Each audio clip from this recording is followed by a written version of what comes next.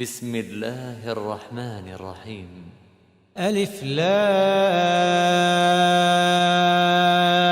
را كتاب أحكمت آياته ثم فصلت من لدن حكيم خبير ألا تعبدوا إلا الله إنني لكم منه نذير وبشير وأن استغفروا ربكم ثم توبوا إليه يمتعكم متاعا حسنا إلى أجل مسمى ويؤت كل ذي فضل فضله وإن تولوا فإني أخاف عليكم عذاب يوم كبير إلى الله مرجعكم وهو على كل شيء قدير ألا إنهم يثنون صدورهم ليستخفوا منه ألا حين يستغشون ثيابهم يعلم ما يسرون وما يعلنون إنه عليم بذات الصدور وما من دابة في الأرض إلا على الله رزقها ويعلم مستقرها ومستودعها كل في كتاب مبين وهو الذي خلق السماوات والأرض في 6 أيام وكان عرشه على الماء ليبلوكم أيكم أحسن عملا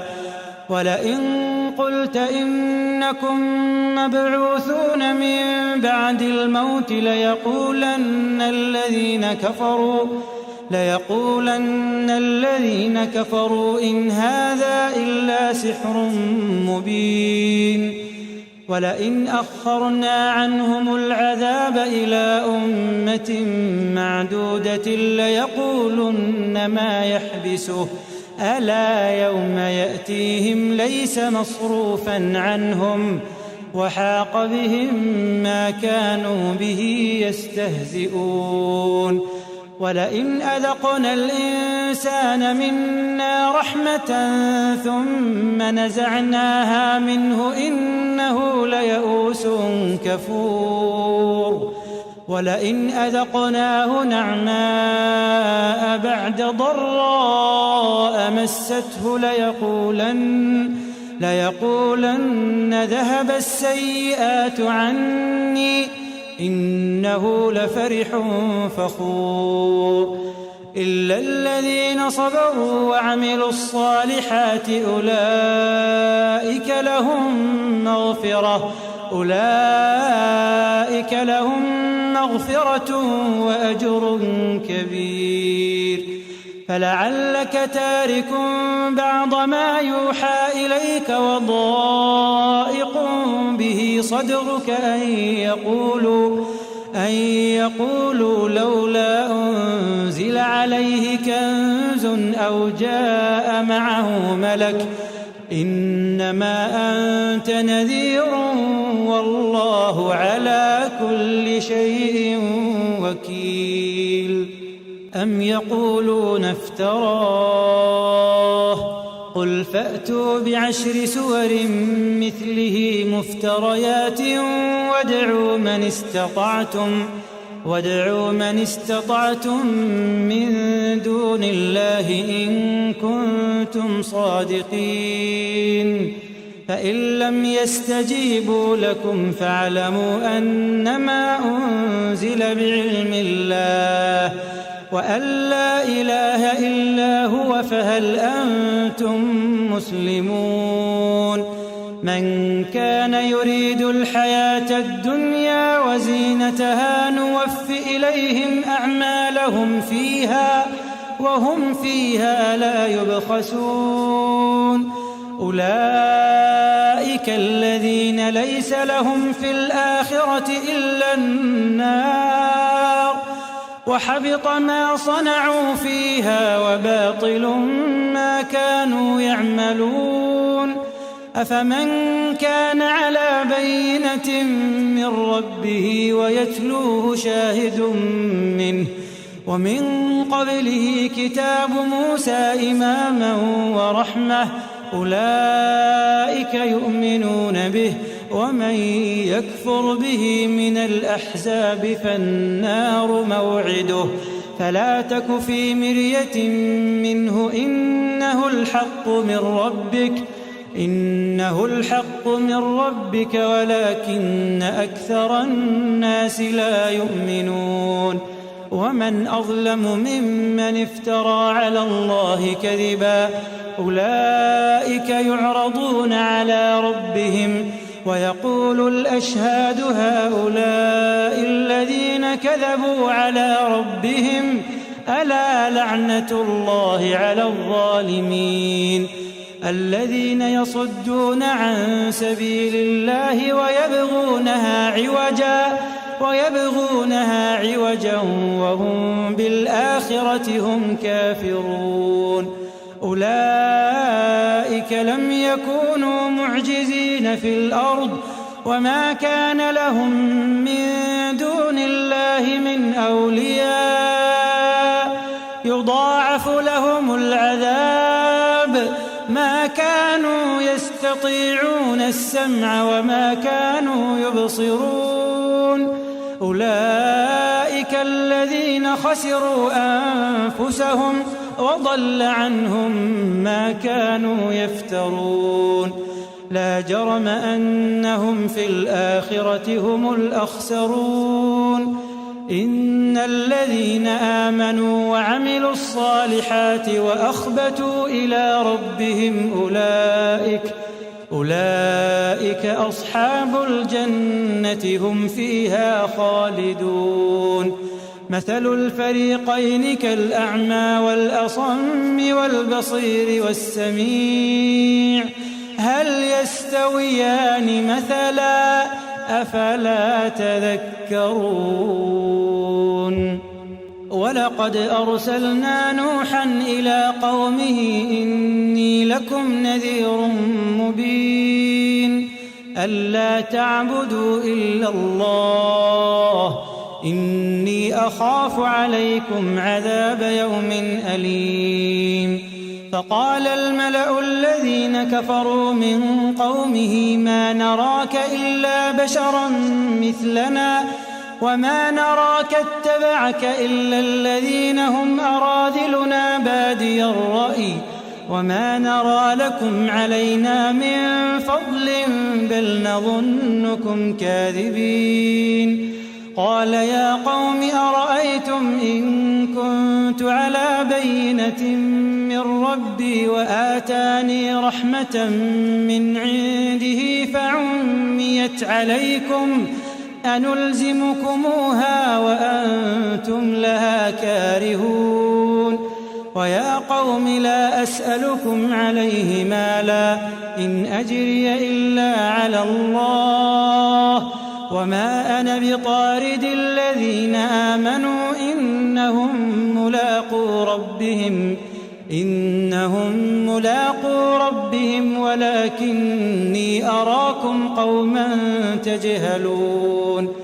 ويا قوم من ينصرني من الله إن طردتهم أفلا تذكرون ولا أقول لكم عندي خزائن الله ولا أعلم الغيب ولا أقول إني ملك ولا أقول للذين تزدري أعينكم لئن يؤتيهم الله خيرا الله أعلم بما في أنفسهم إني إذا لمن الظالمين قالوا يا نوح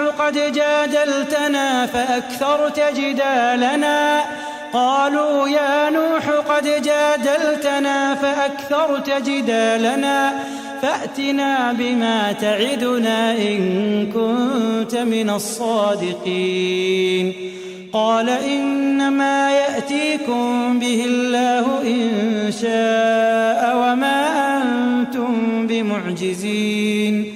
ولا ينفعكم نصحي إن أردت أردت أن أنصح لكم إن كان الله يريد أن يغويكم هو ربكم وإليه ترجعون. أم يقولون افتراه قل إن افتريته فعلي إجرامي وأنا بريء مما تجرمون. وأوحي إلى نوح أنه لن يؤمن من قومك إلا من قد آمن فلا تبتئس بما كانوا يفعلون. واصنع الفلك بأعيننا ووحينا ولا تخاطبني في الذين ظلموا إنهم مغرقون.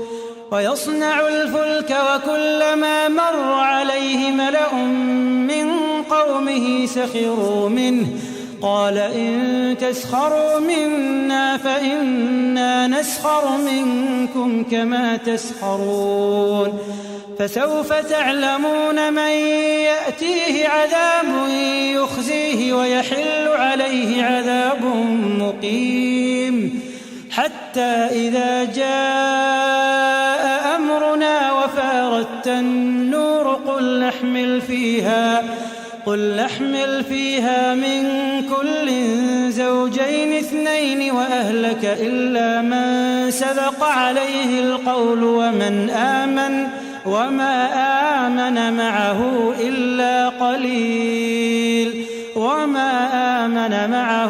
إلا قليل. وقال اركبوا فيها بسم الله مجريها ومرساها إن ربي لغفور رحيم. وهي تجري بهم في موج كالجبال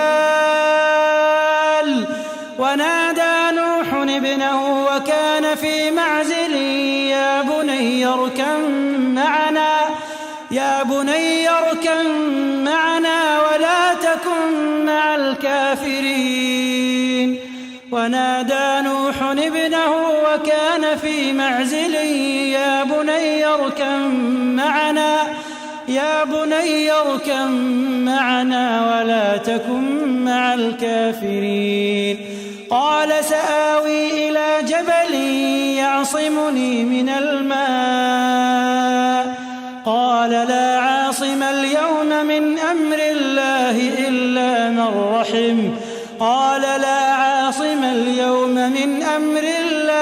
إلا من رحم وحال بينهما الموج فكان من المغرقين. وقيل يا أرض ابلعي ماءك ويا سماء أقلعي وغيض الماء وقضي الأمر واستوت على الجودي وقيل بعدا للقوم الظالمين. ونادى نوح ربه فقال رب إن ابني من أهلي وإن وعدك الحق وأنت أحكم الحاكمين. قال يا نوح إنه ليس من أهلك إنه عمل غير صالح فلا تسألني ما ليس لك به علم إني أعظك أن تكون من الجاهلين. قال رب إني أعوذ بك أن أسألك ما ليس لي به علم وإلا تغفر لي وترحمني أكن من الخاسرين. قيل يا نوح اهبط بسلام منا وبركات عليك وعلى ممن معك وأمم سنمتعهم ثم يمسهم منا عذاب أليم. تلك من أنباء الغيب نوحيها إليك ما كنت تعلمها أنت ولا قومك من قبل هذا فاصبر إن العاقبة للمتقين. وإلى عاد أخاهم هودا قال يا قوم اعبدوا الله ما لكم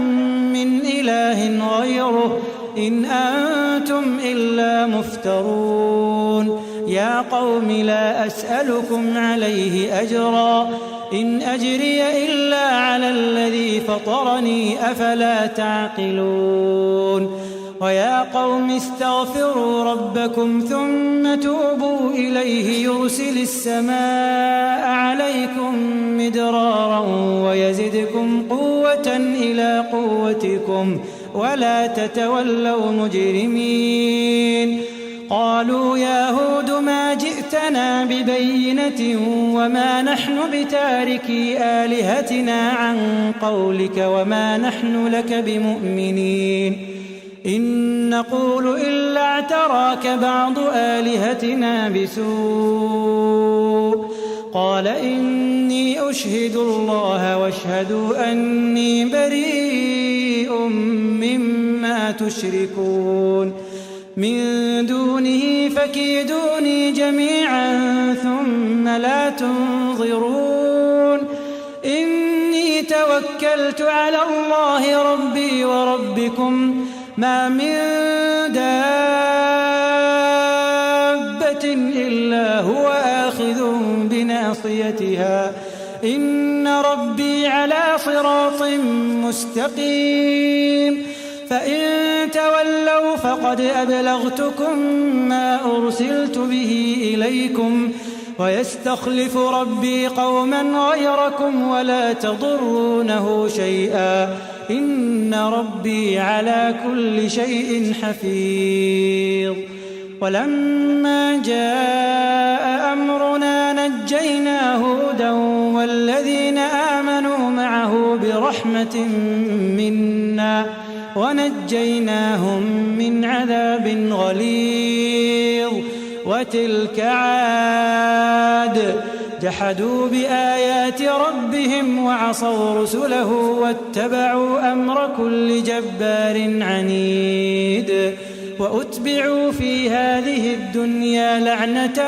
ويوم القيامة ألا إن عادا كفروا ربهم ألا بعدا لعاد قوم هود وإلى ثمود أخاهم صالحا قال يا قوم اعبدوا الله ما لكم من إله غيره هو أنشأكم من الأرض واستعمركم فيها فاستغفروه ثم توبوا إليه إن ربي قريب مجيب قالوا يا صالح قد كنت فينا مرجوا قبل هذا أتنهانا أن نعبد ما يعبد آباؤنا وإننا لفي شك مما تدعونا إليه مريب قال يا قوم أرأيتم إن كنت على بينة من ربي وآتاني منه رحمة فمن ينصرني من الله إن عصيته فما تزيدونني غير تخسير ويا قوم هذه ناقة الله لكم آية فذروها تأكل في أرض الله ولا تمسوها بسوء فيأخذكم عذاب قريب فعقروها فقال تمتعوا في داركم 3 أيام ذلك وعد غير مكذوب فلما جاء أمرنا نجينا صالحا والذين آمنوا معه برحمة منا ومن خزي يومئذ إن ربك هو القوي العزيز وأخذ الذين ظلموا الصيحة فأصبحوا في ديارهم جاثمين كأن لم يغنوا فيها ألا إن ثمود كفروا ربهم ألا بعدا لثمود ولقد جاءت جاءت رسلنا إبراهيم بالبشرى قالوا سلاما قال سلام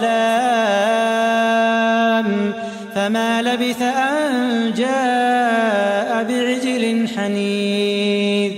فلما رأى أيديهم لا تصل إليه نكرهم وأوجس منهم خيفة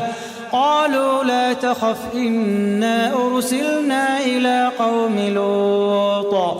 وامرأته قائمة فضحكت فبشرناها بإسحاق ومن وراء إسحاق يعقوب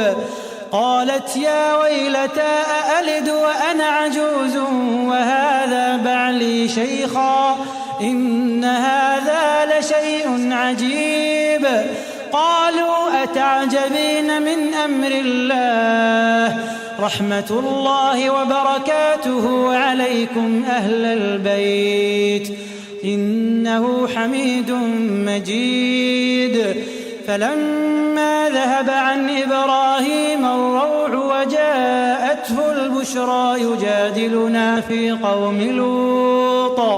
إن إبراهيم لحليم أواه منيب يا إبراهيم أعرض عن هذا إنه قد جاء أمر ربك وإنهم آتيهم عذاب غير مردود ولما جاءت رسلنا لوطا سيء بهم وضاق بهم ذرعا وقال هذا يوم عصيب وجاءه قومه يهرعون إليه ومن قبل كانوا يعملون السيئات قال يا قوم هؤلاء بناتي هن أطهر لكم فاتقوا الله ولا تخزون في ضيفي أليس منكم رجل رشيد قالوا لقد علمت ما لنا في بناتك من حق وإنك لتعلم ما نريد قال لو أن لي بكم قوة أو آوي إلى ركن شديد قالوا يا لوط إنا رسل ربك لن يصلوا إليك فأسر بأهلك بقطع من الليل ولا يلتفت منكم أحد إلا امرأتك إنه مصيبها ما أصابهم إن موعدهم الصبح أليس الصبح بقريب فلما جاء أمرنا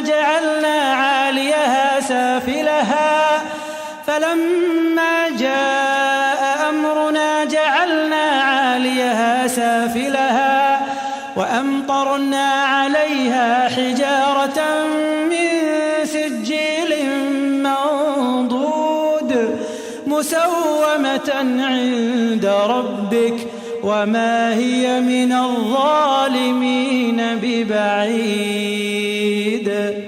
وإلى مدين أخاهم شعيبا قال يا قوم اعبدوا الله ما لكم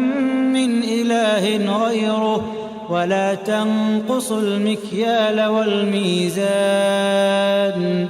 إني أراكم بخير وإني أخاف عليكم عذاب يوم محيط. ويا قوم أوفوا المكيال والميزان بالقسط ولا تبخسوا الناس أشياءهم ولا تعثوا في الأرض مفسدين بقية الله خير لكم إن كنتم مؤمنين وما أنا عليكم بحفيظ. قالوا يا شعيب أصلاتك تأمرك أن نترك ما يعبد آباؤنا أو أن نفعل في أموالنا ما نشاء إنك لأنت الحليم الرشيد. قال يا قوم أرأيتم إن كنت على بينة من ربي ورزقني منه رزقا حسنا وما أريد أن أخالفكم إلى ما أنهاكم عنه إن أريد إلا الإصلاح ما استطعت وما توفيقي إلا بالله عليه توكلت وإليه أنيب. ويا قوم لا يجرمنكم شقاقي أن يصيبكم مثل ما أصاب قوم نوح أو قوم هود أو قوم صالح وما قوم لوط منكم ببعيد. واستغفروا ربكم ثم توبوا إليه إن ربي رحيم ودود. قالوا يا شعيب ما نفقه كثيرا مما تقول وإنا لنراك فينا ضعيفا ولولا رهطك لرجمناك وما أنت علينا بعزيز. قال يا قوم أرهطي أعز عليكم من الله واتخذتموه وراءكم ظهريا إن ربي بما تعملون محيط. ويا قوم اعملوا على مكانتكم إني عامل سوف تعلمون من يأتيه عذاب يخزيه ومن هو كاذب وارتقبوا إني معكم رقيب. ولما جاء أمرنا نجينا شعيبا والذين آمنوا معه برحمة منا وأخذت الذين ظلموا الصيحة فأصبحوا في ديارهم جاثمين كأن لم يغنوا فيها ألا بعدا لمدين كما بعدت ثمود. ولقد أرسلنا موسى بآياتنا وسلطان مبين إلى فرعون وملئه فاتبعوا أمر فرعون وما أمر فرعون برشيد. يقدم قومه يوم القيامة فأوردهم النار وبئس الورد المورود. وأتبعوا في هذه لعنة ويوم القيامة بئس الرفد المرفود. ذلك من أنباء القرى نقصه عليك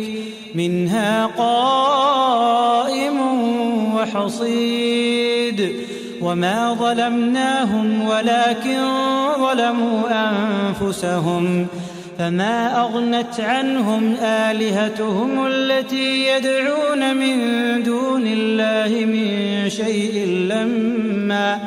لما جاء أمر ربك وما زادوهم غير تتبيب. وكذلك أخذ ربك إذا أخذ القرى وهي ظالمة إن أخذه أليم شديد. إن في ذلك لآية لمن خاف عذاب الآخرة إن في ذلك لآية لمن خاف عذاب الآخرة ذلك يوم مجموع له الناس وذلك يوم مشهود. إن في ذلك لآية لمن خاف عذاب الآخرة ذلك يوم مجموع له الناس وذلك يوم مشهود. وما نؤخره إلا لأجل معدود. يوم يأتي لا تكلم نفس إلا بإذنه فمنهم شقي وسعيد. فمنهم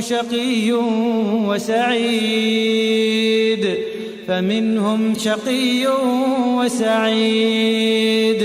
فأما الذين شقوا ففي النار لهم فيها زفير وشهيق خالدين فيها ما دامت السماوات والأرض إلا ما شاء ربك إن ربك فعال لما يريد وأما الذين سعدوا ففي الجنة خالدين فيها ما دامت السماوات والأرض إلا ما شاء ربك عطاء غير مجذوذ فلا تك في مرية مما يعبد هؤلاء ما يعبدون إلا كما يعبد آباؤهم من قبل وإنا لموفوهم نصيبهم غير منقوص ولقد آتينا موسى الكتاب فاختلف فيه ولولا كلمة سبقت من ربك لقضي بينهم وإنهم لفي شك منه مريب وإن كلا لما ليوفينهم ربك أعمالهم إنه بما يعملون خبير فاستقم كما أمرت ومن تاب معك ولا تطغوا إنه بما تعملون بصير ولا تركنوا إلى الذين ظلموا فتمسكم النار وما لكم من دون الله من أولياء ثم لا تنصرون وأقم الصلاة طرفي النهار وزلفا من الليل إن الحسنات يذهبن السيئات ذلك ذكرى للذاكرين واصبر فإن الله لا يضيع أجر المحسنين فلولا كان من القرون من قبلكم أولو بقية ينهون عن الفساد في الأرض إلا قليلا ممن أنجينا منهم واتبع الذين ظلموا ما أترفوا فيه وكانوا مجرمين وما كان ربك ليهلك القرى بظلم وأهلها مصلحون ولو شاء ربك لجعل الناس أمة واحدة ولا يزالون مختلفين إلا من رحم ربك ولذلك خلقهم وتمت كلمة ربك لأملأن جهنم من الجنة والناس أجمعين وكلا نقص عليك من أنباء الرسل ما نثبت به فؤادك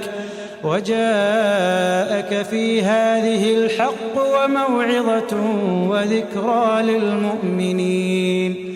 وقل للذين لا يؤمنون اعملوا على مكانتكم إنا عاملون وانتظروا إنا منتظرون ولله غيب السماوات والأرض وإليه يرجع الأمر كله فاعبده وتوكل عليه وما ربك بغافل عما تعملون